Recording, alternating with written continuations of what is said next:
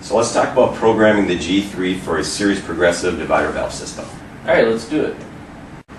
A typical series progressive system will consist of the pump, the divider valve, and a proximity switch which goes from the divider valve to the sensor when input of the pump. Okay. Alright, so to program the system, we're going to hold our up and down arrows for 3 seconds to enter setup mode again. We're going to be prompted to define what the sensor when input is. In the case of a series progressive system, we're going to want to select C1. Does that stand for cycles again? Yep, that stands for cycles, okay, referencing a series progressive system. I'm going to enter the C1 value, and then next thing we're going to be prompted for is the number of cycles that the system needs to go through the divider valve before a pump cycle is complete. Okay. So in this case, I'm going to set it up for 4 divider valve cycles. All right.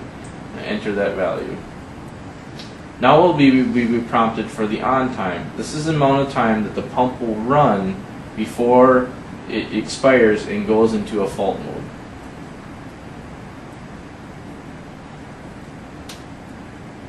I'm going to leave all of the pump off settings the same, okay, as well as preloop. Alright. I'm going to initiate a pump cycle by pressing the manual run button. You can see that what's displayed is the amount of time in the pump cycle remaining, as well as the number of divider valve cycles remaining.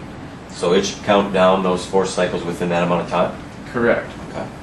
And you can see that we had already, whenever a pump cycle is received, it's displayed on the display. Okay. Shown on the We're display. at 2.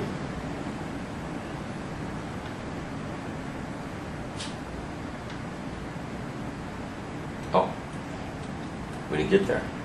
So you can see what happened here is the time expired before we achieved the number of divider valve counts that we set up.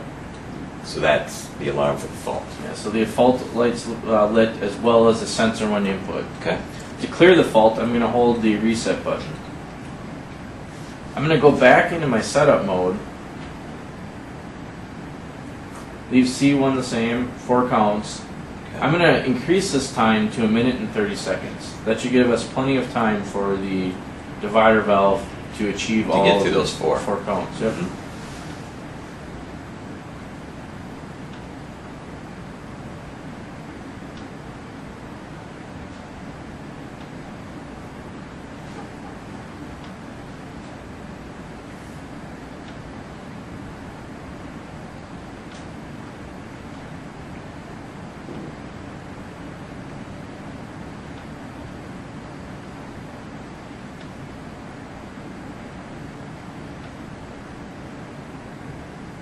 So you can see we've reached our 4 counts and the loop cycle is complete, the pump is stopped.